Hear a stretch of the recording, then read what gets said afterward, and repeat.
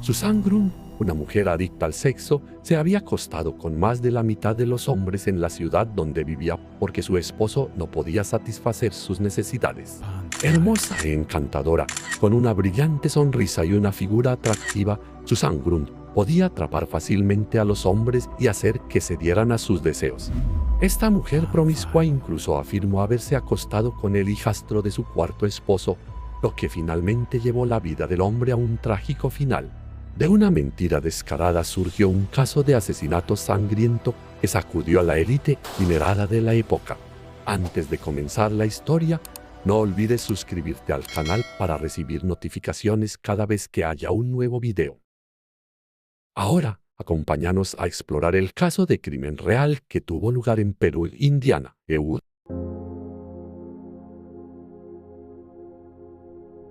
Cuando el reloj se acercaba a la medianoche del 3 de agosto, el teléfono sonó en el centro de despacho del 911.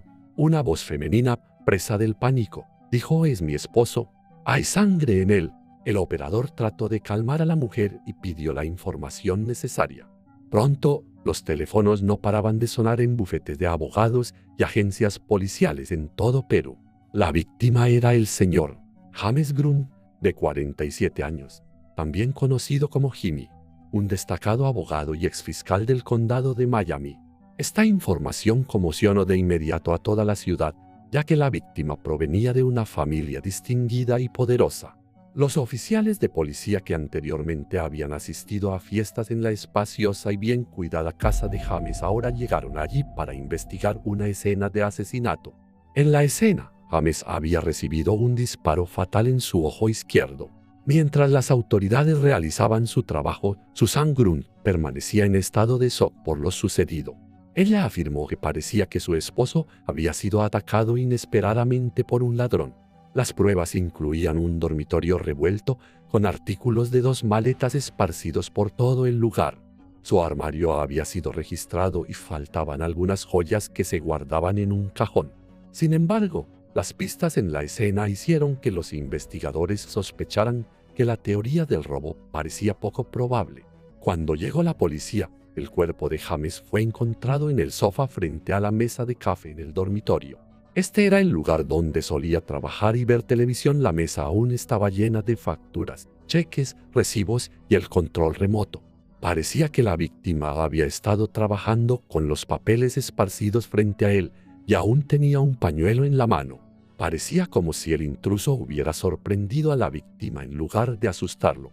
Pero, ¿por qué reaccionaría así ante un ladrón? Además, porque el ladrón acecharía y mataría a James en lugar de robar objetos de valor de la casa. Los técnicos forenses de la Policía Estatal de Indiana sospechaban que el desorden en la casa parecía fingido. Después de notar los detalles inusuales en la escena, los investigadores también observaron el extraño comportamiento de la esposa. Mientras las autoridades examinaban cuidadosamente la escena, Susan seguía insistiendo en que su casa había sido allanada.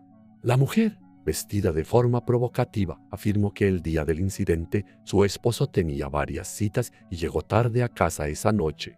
Sabiendo que su esposo llegaría tarde, dijo que pasó la mayor parte del día en casa de su madre con sus hijos. A la policía le pareció extraño que Susan siguiera insistiendo en que había ocurrido un robo a pesar de que los detalles de la escena del crimen lo contrario. Cuando los investigadores comenzaron a entrevistar a personas, ella actuó de forma extraña al recordarles a sus familiares que no hablaran mucho con la policía. Sin embargo, ellos igualmente fueron a la comisaría y dieron declaraciones, lo que llevó a algunos descubrimientos inesperados. Los detectives descubrieron que las actividades de Susan el día en que asesinaron a su esposo eran bastante diferentes de lo que ella había afirmado. Susan había salido repetidamente y hasta regresó a casa alrededor de las 9:30 de la noche. Les dijo a otros que su esposo aún estaba en su estudio. Además, la noche del incidente, cuando su hija intentó entrar en la habitación para desearle buenas noches a su padre, Susan la detuvo y dijo que James ya se había ido a dormir. Un rato después, ella entró en la habitación, descubrió que su esposo había sido asesinado y llamó a la policía. Con su comportamiento extremadamente extraño, los detectives de inmediato sospecharon de la viuda. Al investigar la relación matrimonial de la víctima, los detectives recibieron sorprendentes testimonios de los amigos del abogado. Un amigo reveló que James se había quejado amargamente con él sobre su matrimonio. La pareja discutía con frecuencia tanto en casa como en público, no por las aventuras amorosas de Susan, sino por sus costosos hábitos de gasto. Ropa, joyas, lencería, autos, todas las cosas caras en las que Susan gastaba dinero hacían que James se sintiera atrapado con una esposa que no lo amaba. Peor aún, James había llegado a una conclusión seria que él no era más que una herramienta para su esposa. Se dio cuenta de que Susan no lo amaba en absoluto, sino que solo estaba atraída por la reputación y el estatus de la familia Grun. Sintiéndose abandonado y sin amor, James decidió tomar medidas. A mediados de julio se reunió con un colega abogado en Perú y solicitó iniciar los trámites de divorcio. Sin embargo, decidió esperar hasta que Susan y sus 2 hijos regresaran de sus largas vacaciones en Alaska antes de presentar la demanda oficialmente. Durante ese viaje, James le informó a Susan de su decisión. La familia regresó a la ciudad el 1 de agosto y, solo 2 días después, James fue asesinado. A partir de estas pistas, la policía decidió investigar a Susan y descubrió revelaciones impactantes sobre la mujer.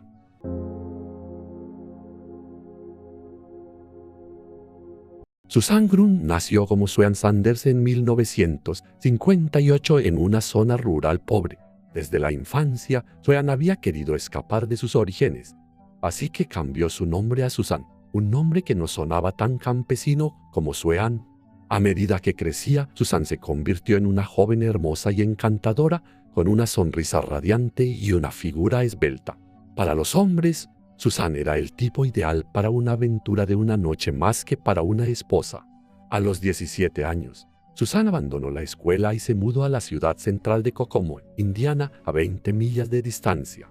Allí conoció a un músico local de rock and roll llamado Ronell y rápidamente comenzó a salir con él.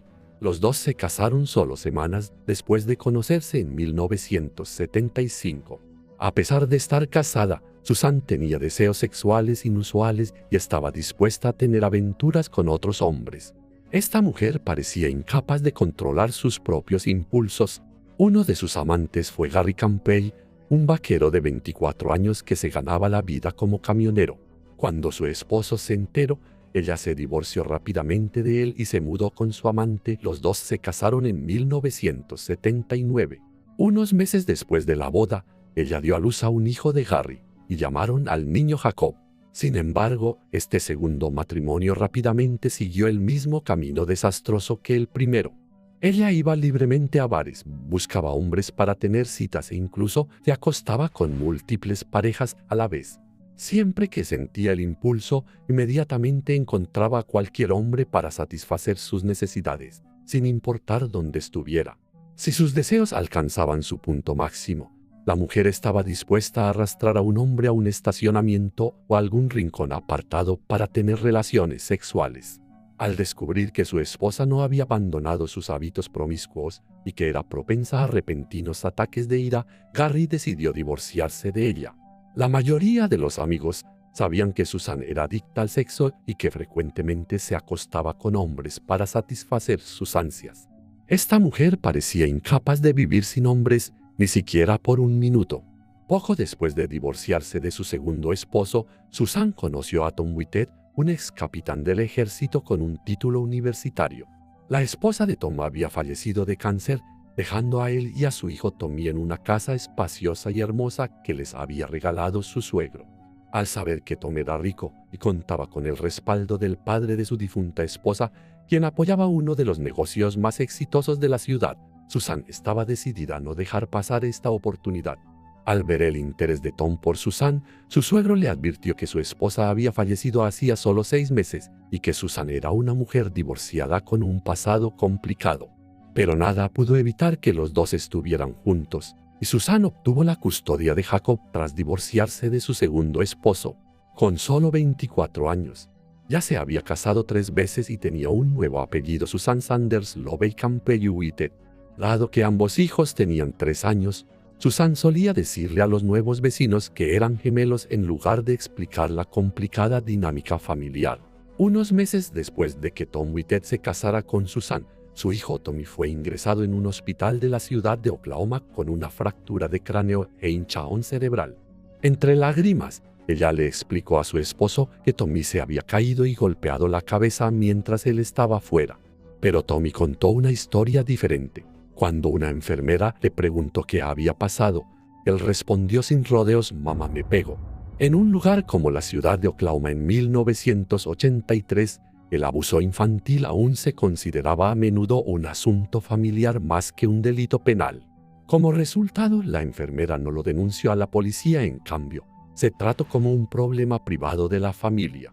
En consecuencia, Tommy fue devuelto al cuidado de Susan después de pasar unos días en el hospital. Sin embargo, desde ese momento, los amigos de la difunta madre de Tommy comenzaron a sospechar que Susana había hecho algo para convertir al que antes era un niño alegre y enérgico en un niño tímido y temeroso tras el nuevo matrimonio de su padre. Tommy también le contó una vez a la mejor amiga de su difunta madre que Susan lo había golpeado en la cabeza. El niño también reveló que, mientras Jacob podía moverse libremente por la casa todo el día, Susan lo obligaba a sentarse frente al televisor y a ejercitarse siguiendo el programa de Richard Simmons. 4 meses después, en mayo de 1983, Tommy regresó al hospital inconsciente y con una hemorragia cerebral. Susana afirmó que Tommy se había caído de un cochecito y se había golpeado la cabeza contra el concreto. Según ella, él era el niño más torpe de América. Sin embargo, esta vez los médicos no creyeron su historia tras descubrir moretones en la cabeza, el cuerpo y las extremidades de Tommy, además de varias quemaduras de cigarrillo. La policía acusó de inmediato a Susan después de que su propio hijo confesara entre lágrimas que su madre golpeaba frecuentemente a Tommy sin razón alguna. Tommy sufrió daño cerebral y quedó postrado en cama debido a la lesión cerebral causada por su madrastra. Sin embargo, esta cruel madrastra solo fue sentenciada a 5 años de libertad condicional, lo que indignó a muchas personas. El abuelo de Tommy estaba furioso y culpó a su tonto yerno por no haber visto la maldad en su nueva esposa. El cuidado de Tommy fue confiado a su abuelo, mientras que el hijo de Susan, Jacob, quedó bajo la custodia de su padre biológico, su ex esposo. Lo que enfureció aún más a la gente fue que Tom todavía parecía estar enamorado de su esposa, incluso después de que su hijo había sido maltratado. Un amigo cercano reveló que, después del incidente, la pareja siguió durmiendo junta a diario. Esto hizo que Tom fuera despreciado y rechazado por toda su familia y amigos. Solo después de enfrentar críticas y condenas públicas, finalmente se dio cuenta de la verdadera naturaleza de Susan y la llamó la mentirosa más grande del mundo. Tras divorciarse de Tom, Susan decidió regresar a su ciudad natal, en la ciudad de Perú, en el verano de 1984. En ese momento, tenía 3 meses de embarazo de la hija de Tom Whited. Siendo una mujer de 20 y tantos años y muy atractiva para los hombres, Susan no consideraba que el embarazo fuera un gran problema. Continuó conociendo a varios hombres y acostándose con ellos para satisfacer sus deseos. Una noche, en un bar local, se encontró por casualidad con James Grunt. La familia Grunt era un nombre muy conocido en los círculos legales de Perú y el condado de Miami. Durante generaciones, los miembros de la familia Grunt habían ocupado puestos importantes en el sistema legal local. El propio James Grunt estaba destinado a seguir el camino familiar, pues había estudiado Derecho en la Universidad de Indiana. James se desempeñó como principal fiscal del condado durante 4 años, desde 1978 hasta 1982, cuando su padre se retiró. Además de su ilustre carrera, también era dueño de un bar en la ciudad. Tenía licencia de piloto y disfrutaba pescar con amigos en su tiempo libre. Después de divorciarse de su esposa, James siguió viviendo con ella, en parte por el bien de sus hijos y en parte por razones económicas. James comenzó a salir con Susan en el verano de 1984 después de conocerla en el bar. La encontraba hermosa y encantadora sin saber que estaba embarazada. Al ver que James era rico y conocido, Susan inmediatamente lo sedujo y lo atrajo a su red de romance. Además, no quería criar a su hijo sola y sin dinero.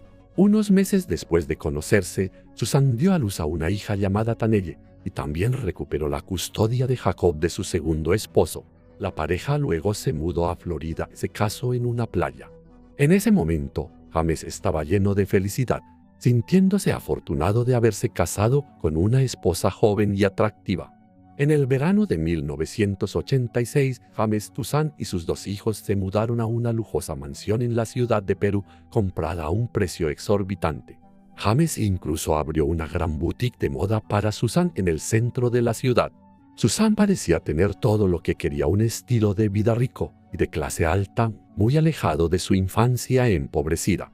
Sin embargo, eso no fue suficiente para ella, ya que sus deseos insaciables volvieron a resurgir una vez más. Después de mudarse a su nuevo hogar, Suzanne se convirtió de repente en la anfitriona de lujosas barbacoas y cócteles. Incluso participó en el certamen de belleza Miss Indiana América en Indianápolis en 1989. Al entrar en sus 30, Suzanne aún mantenía su apariencia juvenil y atractiva, con una figura esbelta. Exhibía con confianza su cuerpo con atuendos reveladores de los mejores diseñadores de moda. Cada vez que James iba a pescar o viajaba por trabajo, ella nunca olvidaba deslizar fotos seductoras de sí misma en su bolso, pero James no era el único que recibía esas fotos. A medida que James envejecía, sus capacidades físicas disminuyeron, y fue entonces cuando Suzanne retomó su estilo de vida promiscuo. Con su naturaleza coqueta, esta mujer volvió a buscar nuevos hombres para sumar a su colección de amantes. En poco tiempo, toda la ciudad de Perú estaba llena de rumores sobre el comportamiento desenfrenado de Suzanne. Suzanne compartía abiertamente detalles sobre sus encuentros con hombres con amigas cercanas, incluso con su madre y hermana.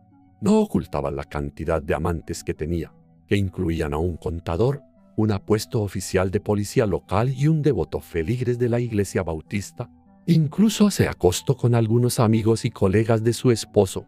Sus aventuras ocurrían en bares, durante noches secretas, en hoteles de Indianápolis o en el apartamento de su hermana en Kokomo.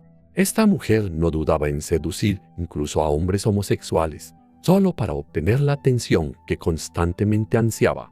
Aunque James escuchó innumerables rumores sobre su esposa, simplemente sacudía la cabeza y se encogía de hombros, sabiendo que no podía satisfacer sus necesidades. Sin embargo, nadie podía negar que su matrimonio había comenzado a deteriorarse. Con el tiempo, James pasaba más tiempo con sus amigos de pesca y de copas. Lo que él no sabía era que esto le daba a Suzanne la libertad de perseguir su larga lista de amantes. La mitad de la población de Perú, incluidos oficiales de policía y fiscales, conocía la turbulenta relación de la pareja. Mientras tanto, se decía que la mitad de los hombres de la ciudad se habían acostado con Suzanne. A partir de esto, la policía comenzó a sospechar que Suzanne pudo haber matado a su esposo porque él no podía satisfacer sus deseos. Sin embargo, la investigación enfrentó dificultades desde el principio debido a la falta de pruebas concretas, y las cosas pronto se complicaron aún más. Al mismo tiempo, David, el hijo de James de su primer matrimonio, reveló una pista crucial. Cuando David se enteró de que la policía había encontrado una cápsula de bala de 9 milímetros en la escena del crimen, recordó algo de repente. El 4 de julio ocurrió algo extraño: una pistola de 9 milímetros había sido robada de la casa de David. Coincidentemente, esa misma tarde, Suzanne había pasado por la casa de David y preguntó sobre la ubicación del arma. Al regresar de un espectáculo de fuegos artificiales esa noche, David descubrió que alguien había irrumpido en su casa y solo se había llevado la pistola. De repente recordó que una vez había disparado esa pistola contra un poste de madera. Más tarde, la policía recuperó esa bala y la comparó con la que se encontró en la escena del asesinato de James. Los resultados fueron impactantes: las 2 balas coincidían. La pistola de 9 milímetros robada de la casa de David fue, de hecho, el arma utilizada para matar a su padre. Inmediatamente después del asesinato, Suzanne inició el proceso para reclamar la póliza de seguro de vida de $250,000 de su esposo. Ella se declaró albacea del testamento de James, pero esto no fue fácil, ya que los 2 hijos de James, Hama y David, presentaron una petición para impedir que lo hiciera. Los hijos de James encontraron un aliado en los investigadores que trabajaban en el caso, incluido el sargento Gary Nichols, el mejor amigo de James. Nichols se comprometió personalmente a asegurarse de que Suzanne no recibiera ni un solo centavo de la póliza de seguro de James.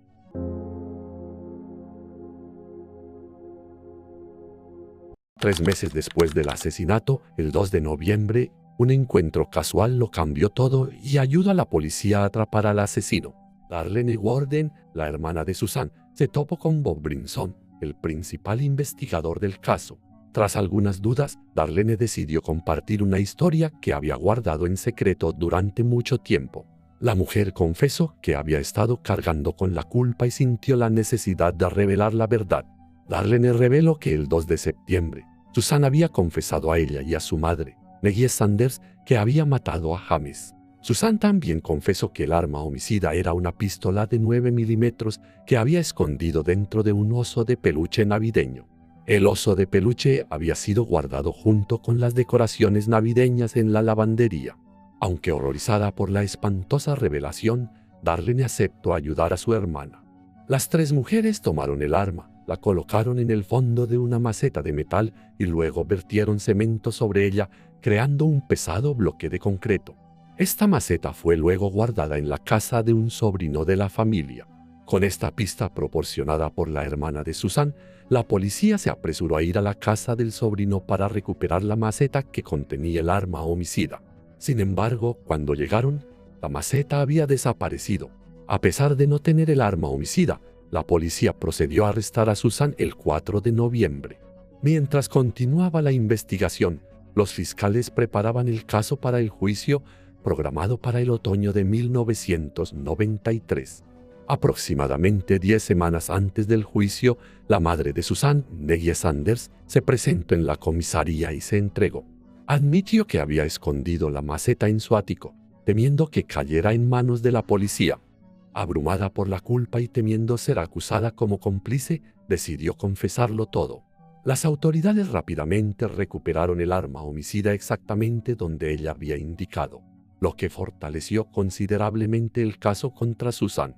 El juicio de Susan comenzó el 27 de septiembre de 1993, atrayendo la atención de toda la ciudad de Perú. El caso conmocionó a la comunidad, ya que numerosos secretos familiares salieron a la luz, desempeñando un papel crucial en el esclarecimiento de la verdad. Los momentos más impactantes del juicio surgieron de los testimonios de los familiares tanto de la víctima como de la acusada. Al explicar por qué había escondido el arma, Susan dio declaraciones contradictorias y confusas. Afirmó que al regresar a casa la noche del asesinato, descubrió que James había sido asesinado e inmediatamente llamó a la policía. Al ver el arma en el suelo, reconoció que era la pistola de su hijastro David. Temiendo que David pudiera estar involucrado en el incidente, afirmó que escondió el arma dentro del oso de peluche. Cuando fue interrogada más a fondo, Susan rompió en llanto y afirmó entre lágrimas que estaba preocupada por David porque los dos habían tenido una aventura durante 2 años. Este testimonio provocó un gran revuelo en la sala del tribunal. Cuando llegó el turno de David para testificar, expresó repugnancia y negó por completo las acusaciones de su madrastra. Declaró con enojo: nunca tuve una aventura con esa mujer. La compleja relación entre la madrastra y su hijastro intensificó aún más la tensión en la sala del tribunal. Otros miembros de la familia de Susan, incluida su madre Neggie y su hermana Darlene, también la criticaron duramente. Darlene, con el rostro lleno de rabia, afirmó firmemente que su hermana era una mentirosa compulsiva que distorsionaba todo. Tras 15 horas de intensas deliberaciones, el jurado no logró llegar a una conclusión porque 2 miembros creían que Susan no era culpable.